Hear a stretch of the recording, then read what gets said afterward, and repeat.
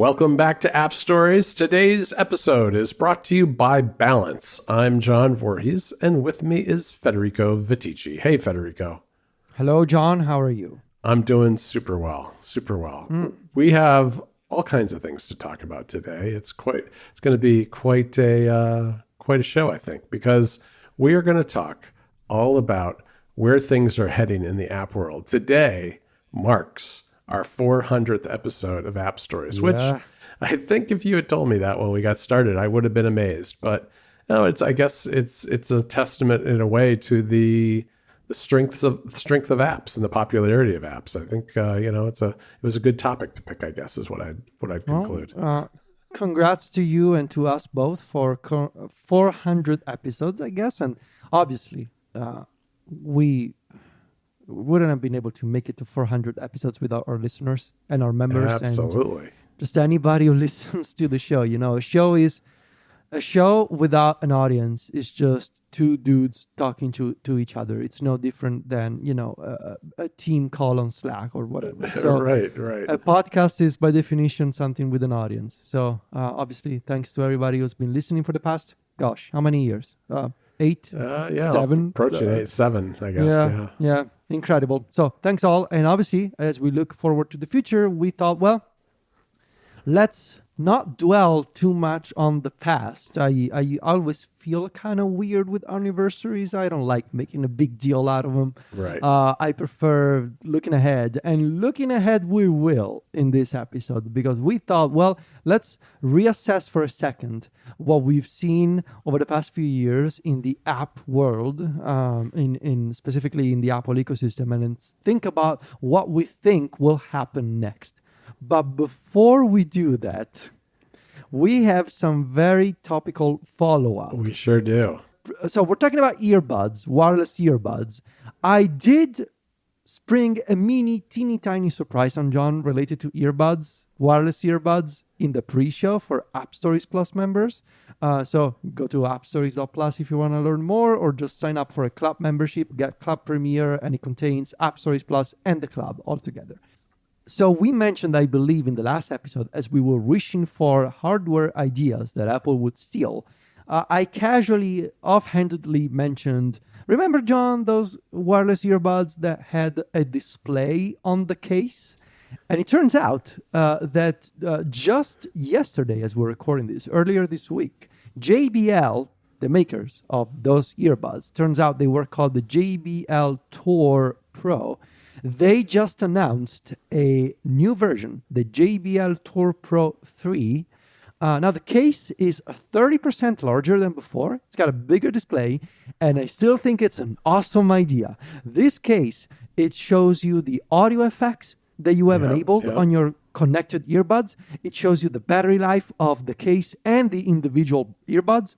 It shows you information for the music that is currently playing. Shows you the time. Better, it's got the time. It shows you the here. time. It's got the time. So you can use it as a mini display for basic information. What's the time? What's the battery? What are the audio effects? What am I listening to? Just the basics. I mean, you could do it with an Apple Watch, sure, but maybe you don't have an Apple Watch. And this case, also an interesting idea, it acts as a wireless transmitter.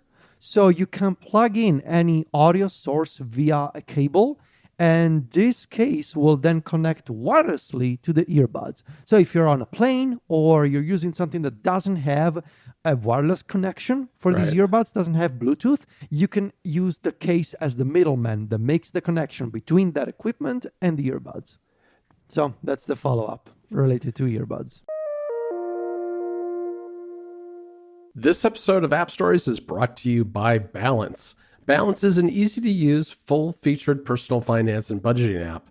Its clean interface, thoughtful design, iCloud sync, detailed reports, budgets, scheduled transactions, data imports and exports, privacy-first approach, all make it a terrific app for anyone's budgeting and personal finance needs. Balance lets you keep all of your accounts in one place so you can see all of your balances and easily search your transactions. Balance also keeps you on top of your spending. With the help of budgets and detailed reports, you can gain insights into your spending and identify opportunities for optimizations. Plus, with iCloud Sync, you can use Balance on your iPhone, iPad, Mac, or Apple Vision Pro. All of your data syncs automatically via iCloud, so there's no need to create additional accounts. Balance also emphasizes a clean and easy-to-use interface that is designed for quick expense entry. Buttons at the bottom of the screen, swipe gestures, and suggestions all allow for effortless on-the-go transaction recording. Balance cares about and respects your privacy too. They don't collect or store your personal data, and the app doesn't use analytics or tracking frameworks. You can also export all of your data as a CSV file or import a CSV file into Balance. Plus, the app supports shortcuts, Siri, context menus, Face ID and Touch ID, swipe gestures, backups, transaction reconciliation, multiple currencies, scheduled transactions, and much more. Visit blnc.co today to learn more and sign up for a 1-month free trial, or go straight to the App Store by using the link in the show notes. Again, that URL is blnc.co to learn more, or go to the link in the show notes to go straight to the App Store for this thoughtfully designed, fully featured personal finance and budgeting app. Our thanks to Balance for their support of App Stories. I think I want to kick it off with something that has been a theme of ours from the very beginning of this show, and that is the splintering of apps into atomic parts. And this is something that has been accelerated by things like shortcuts and app intents, and I think is only going to happen more. But there's all sorts of different pieces to it. I mean, it really got its origin, I would say, goes back to the share sheet. The point at which the app icons came out of the apps themselves and were displayed in kind of a universal system setting where you could enter the share sheet from any app and share data between apps. And that was Apple's way of moving information around without a file system in the beginning, in the early days. I mean, there was a file system, but users didn't have access to it with a Files app. And since then, we've gained things like widgets, shortcuts actions, all kinds of stuff that is really taking the pieces of an app out of the app and offering them somewhere else. And I've always wondered how well that would be received by developers, because, there's always been those sets of apps. I'm thinking about big apps like Facebook and stuff that wanted to be a silo and wanted to give you everything, the everything app, where you just went to their app and you never left their app. But I've been, I think, pleasantly surprised as of 2024 that splintering up apps a little bit and allowing apps to interoperate, whether it's with data or files or whatever information, has actually been a pretty big success. And so I think that that's going to continue and probably become an even bigger deal as we get into things like more with AR, with the Vision Pro, and with some of this AI stuff that's coming with app intents. Yeah, this is a big one. The splitting of apps into these little, almost atomic units where every single capability of an app could be abstracted at a very high level. Apple is saying, especially now with Apple Intelligence, they're saying we want you to reconsider how your app deals with app intents. Mm-hmm. So I do think that looking ahead at the next 400 episodes of App Stories, I do think that app intents will be one of the key technologies to watch.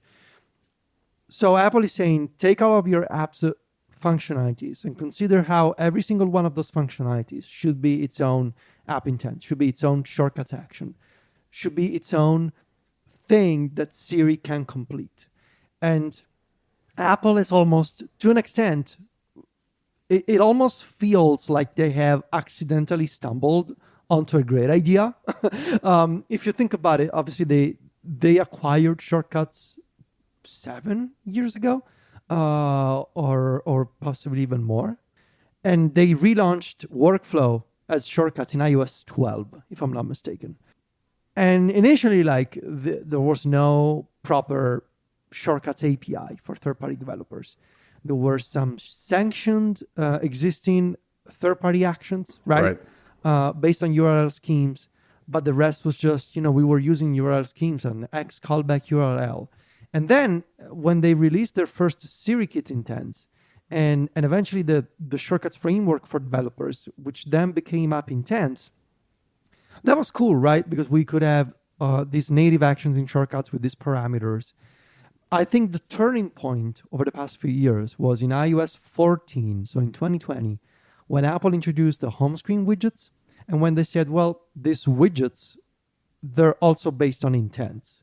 And I think that was the turning point in the sense that we went from intents being this technology that was only used by nerds in shortcuts and Siri for people who knew what they were doing, to a concept of, well, but what if an app's functionality was truly available in more places? And so rather than thinking about an app as the icon on your home screen that you tap and you open, and then you have access to this close garden of features, now those features are breaking out of that fence and they're reaching you in multiple places. And so Apple came up with that idea, and over the past 4 years, since 2020, it has only expanded to the point where intents now power home screen widgets, lock screen widgets. They power widgets on the Apple Watch. They power the new controls in Control Center. And the idea is always the same. You're taking all the things that an app does and you're splitting it up into different bits, right? Maybe a functionality is open my timer, and another functionality is start my timer. Another one is stop the timer. Another one is show me the time that was tracked by those timers. Like, you are turning all of those verbs and nouns into these little bits that can be widgets, that can be controls, that can be Siri actions, that can be little widgets on the Apple Watch. And so this is clever because it means you're asking developers to just do that work one time and enjoy and reap all the benefits multiple times for each platform. But you're also following this very clever strategy of saying, well, we can make each of our devices more customizable and more powerful by letting people choose where the apps, which are the greatest strength of Apple's ecosystem, it's the apps, but we can let the people choose where and how those apps are accessed.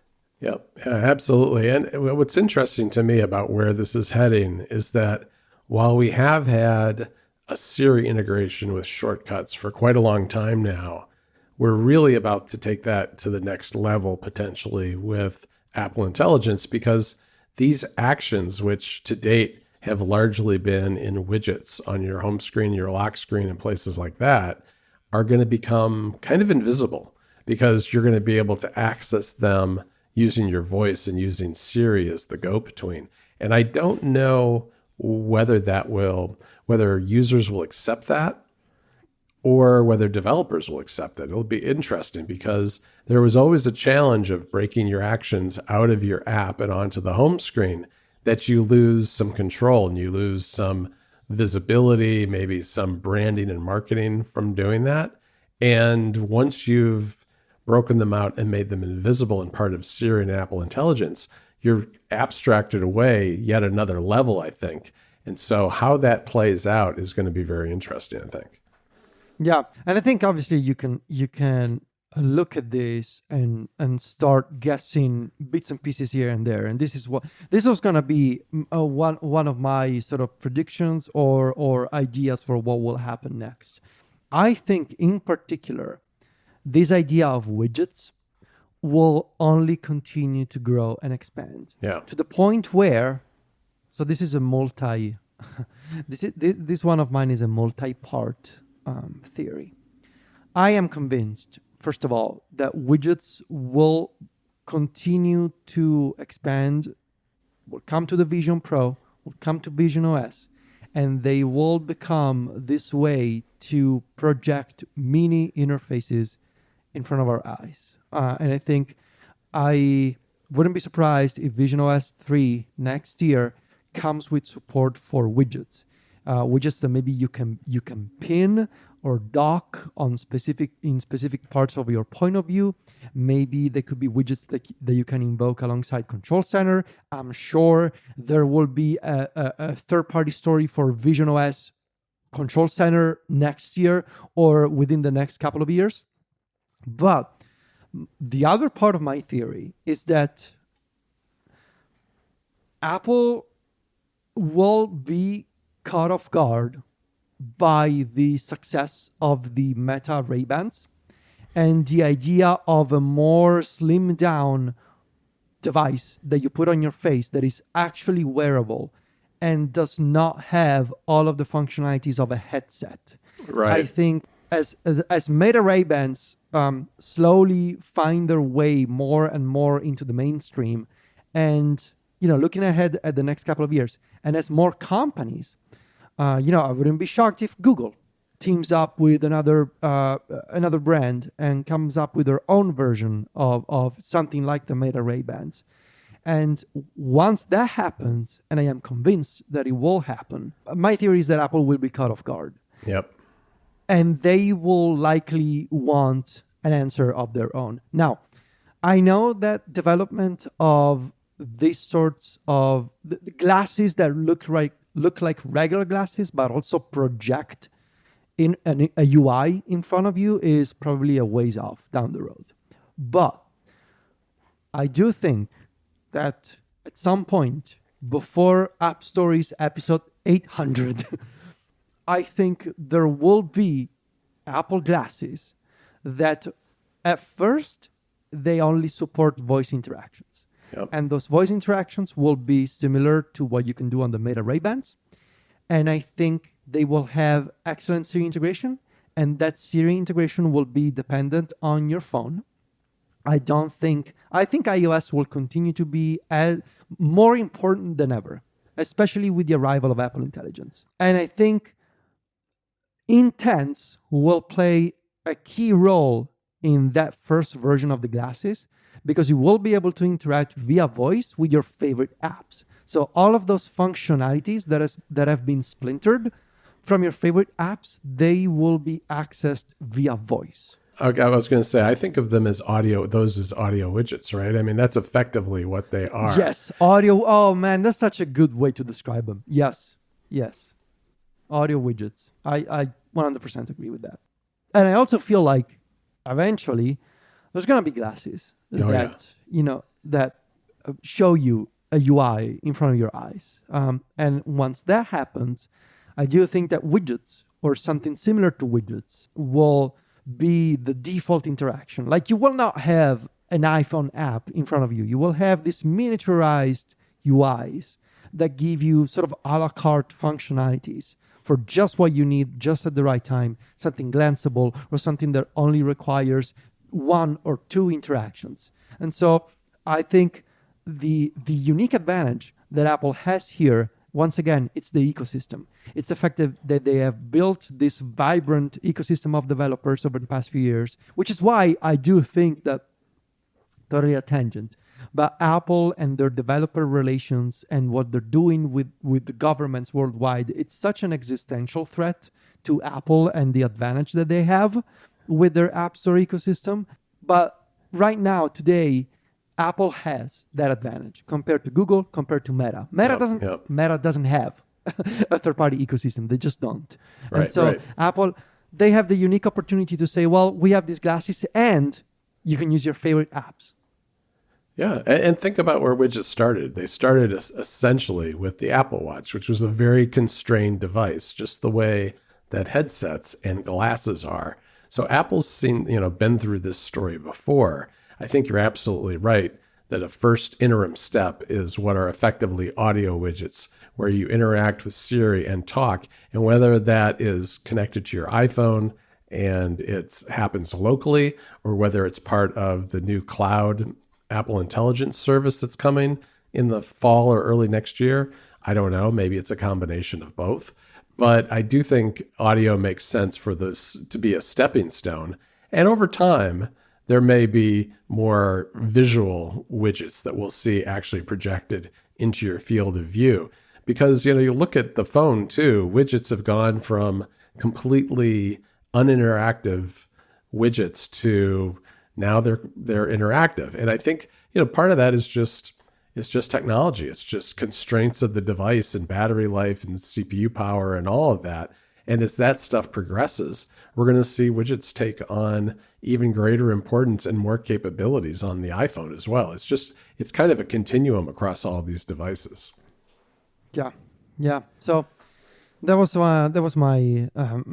It was actually multiple predictions and ideas into That's one. our biggest take, I think, because that really, I think, it ties it all together in a way of where the hardware is going and where the interaction model has come from and where it's heading over the next however many years.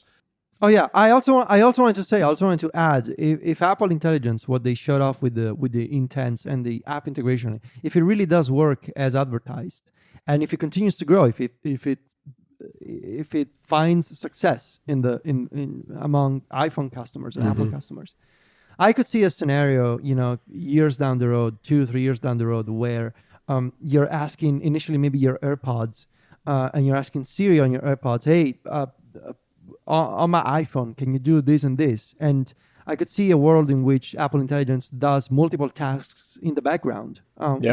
Sort of with your phone in your pocket, and the OS actually performs those functionalities inside of apps, just totally in the background, like even multi-step things, without you ever having to grab your phone from your pocket or just asking Siri via your AirPods. I could see a scenario in which that happens, Yeah, definitely. And maybe even waits intelligently until you're in the conditions where those things can be done. Like maybe it's a task where you really need some bandwidth, so it waits till you get home and you're on Wi-Fi versus, out and about on a mobile network. Yeah, definitely. Yeah. All right. So we have smaller takes after this. We do. And the next one I want to talk about is almost like looking at this from the opposite perspective, because everything we've talked about so far has been from a native app perspective. And I think that native apps are going to continue to be the best solution for the kinds of things that we've been talking about so far. But I do think that we're going to continue to see a trend of web apps on the desktop. And I think things like Apple making Apple Podcasts available on the web this past, week or two, that is a sign of this, because so much of what's happening with apps today are not just standalone software programs. They're tied to some sort of service. And services do best when they have the largest possible audience. And so it makes absolute sense for Apple, who is now making money off of the subscription podcasts, their 30%, to make those podcasts available to as many people as possible, whether they're on Windows or Android or whatever it happens to be. And so I do think that we're going to see more and more companies moving to a web-based system first and maybe supplementing with native apps. That's something that happens today. And I think it'll continue to make sense. But especially when it comes to desktop computing, I think that's a trend that's just going to continue over the next however many years. Yeah, I also agree. And I think Apple will also be on board with making more and more of their services available. I mean, we're seeing that now, right? Apple making web apps. I could see books coming at some point, for instance. Books, for sure. Yeah, I think that's going to happen. I mentioned the strength of the Apple ecosystem and the App Store ecosystem. I also think simultaneously more alternative app stores will continue to come out. And I think regulation will grow out of Europe and will find its way in the United States and in parts of Asia. And I think, for the next 400 episodes, I think it will become the norm that you have the Apple App Store and you have the other app stores. And initially there will be a wave of, everybody will want to make a store. And then power, as always, will be consolidated in 4 or 5 options maybe. But you will be able to install apps on your phone and on your iPad from outside the Apple App Store in more regions around the world.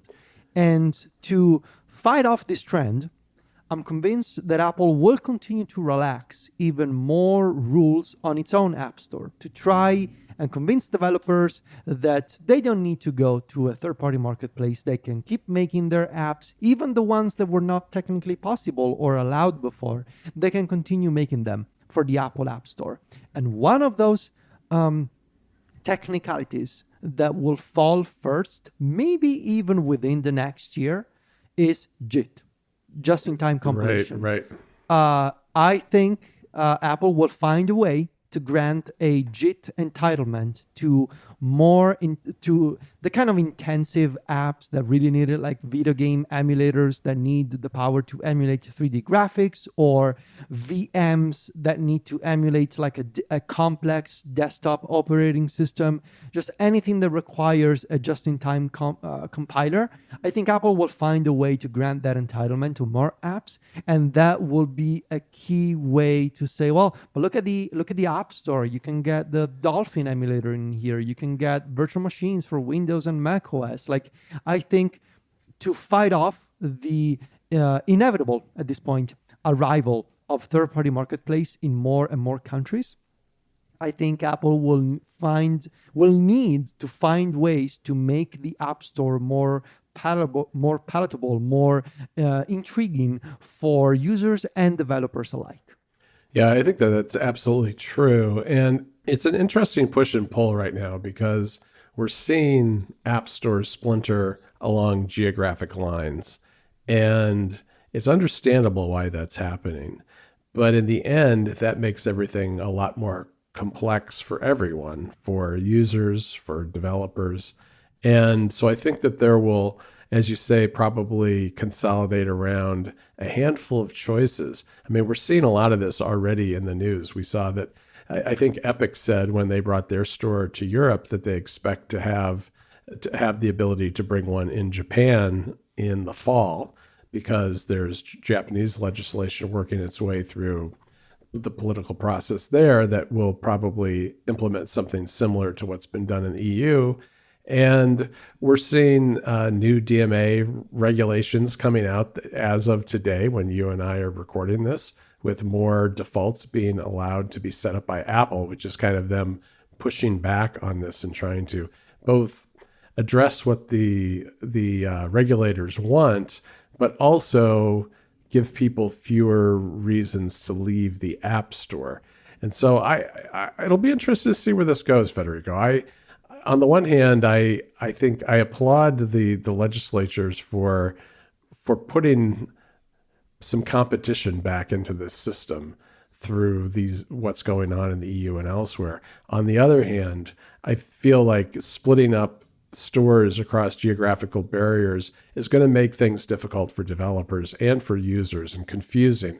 And that's too bad in a lot of ways. And that's why I think a lot of smaller developers, my guess is they will in the end stick with Apple, even if they're not super happy about it, just because they have then a worldwide market instead of having a store that's maybe just in the EU or just in Japan or some other place. Yeah. All right. I think I want to wrap it up with one more thing that I have. Okay. I've got one more too. Okay. Mine is that app customization will only continue. Oh, yeah. I think, in very practical terms, looking at iOS 19, for example, next year, I think, so the icon customization on the home screen, I think you will be able to more easily customize icons per app. So the tint color that you can set in iOS 18 and applies to all of your icons, I think you will be able to say, no, just this icon or just that other icon. Make it green, make it purple, whatever. Or maybe in-app too. You'll get more of that kind of thing in-app. Maybe in-app. I also feel like users will eventually be able to customize icons by using an image file or a photo without having to create a shortcut, just by long pressing on an icon on your home screen and saying, no, choose a file or choose a photo and this is the icon, whatever. Broadly speaking, I feel like customization paints a picture of the future of the iPhone and the app ecosystem where Apple won't compete. This is sort of one of the big thoughts that I've been having lately. Mm-hmm. Almost also like in the sense of the kind of editorial thoughts that I have for Mac stories in the future. I feel like Apple will find itself having to compete on merit and not anymore on lock-in. I think we'll see a future in which we use the iPhone and Apple apps or third-party apps because we like the iPhone hardware, but that whole idea of the first 16 years of iPhone, 17 years of iPhone, of like, well, there's just some things you cannot do on an iPhone. You gotta like the Apple stuff. I think all of that within the next couple of years will evaporate, and we will use the iPhone because we like the design of it, because we like the hardware, because we like the way iOS is built and designed and the animations and the performance. But everything will be customizable, not just in the EU, everywhere, both visually and functionally. And Apple, this will be a challenge because Apple has built a whole, they have built their renaissance on the idea that the iPhone is a locked-in, highly designed, highly opinionated device that nobody else can touch. Not regulators, not developers, and not the users. And I think all of those three factors are going to completely disappear within the next couple of years. Yeah, that's that it certainly could be true. I think about those kind of things too, for sure. You know, this is a little bit related, I guess, which is I think a lot about the slide of Steve Jobs in front of a Mac and talking about the digital hub.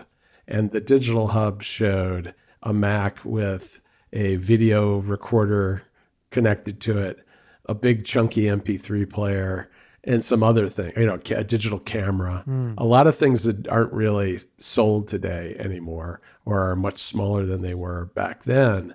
And for a very short time, that was in the 90s, that was kind of true. That was a good reason to have your Mac, because that's where you could sync your music to your MP3 player and put your home movies on your computer where you could edit them and all that kind of stuff, or manage your photos.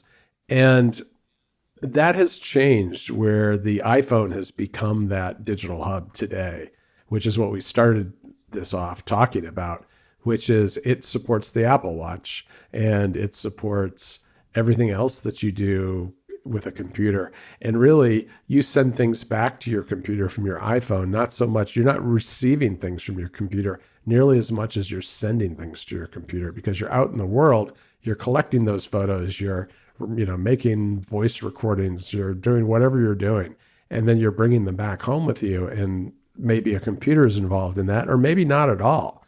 And I do wonder about what comes next. What's going to be the next digital hub? Is it going to continue to be the iPhone? I think the iPhone, by episode 800 of the show, will be a lot closer to where the Mac is today, where it's still an important part of everyone's computer lives, or a lot of people's at least. But it's just not the digital hub that it once was. And that's very true of the Mac today. And I think the iPhone will get there at some point. But I wonder what will replace it, because looking at things like the Vision Pro today, it's very hard to see a world where that is the hub. But it might become that if it has enough sensors and abilities to record and collect and enough compute power. It could become that. But I don't know. What do you think? Like I said, I think iOS will continue to be more important than ever. I think obviously like we've seen the Apple Watch sort of become like a separate independent device, and there's AirPods, of course, but like at the center of it all, there's always going to be the iPhone. It's just the smartphone in general. Maybe there's going to be some computer in the center of that. Some right? Computer, I think, because we are going to have devices that are going to be dependent on some supplemental power of some kind, whether it's compute power or whatever. I don't think we'll see something as important as a phone or as ubiquitous as a phone within the next 7 years. That's true. I will agree with you on that. Yes. Yeah. All right. Well, boy. we'll see. Let's, we're going to have to keep now we've just committed to another 400 episodes, I think, Federico. I guess we did. Yes. Well, yeah. So I would encourage people to go to appstories.plus or plus.club and join and support our program so we can keep it going for another 7 years. That would be great. But for now, I want to say thanks again to our sponsor, and that was Balance. And of course, you can find me and Federico at macstories.net and at Club MacStories, where we're writing all the time. Plus, you can find us on Mastodon. Just go to vitici.macstories.net or johnvorhees.macstories.net to follow one of us there. Or you can find us on Threads and Instagram, where Federico is at Vitici. That's VITICCI. And I'm at John Voorhees. JOHNVOORHWS.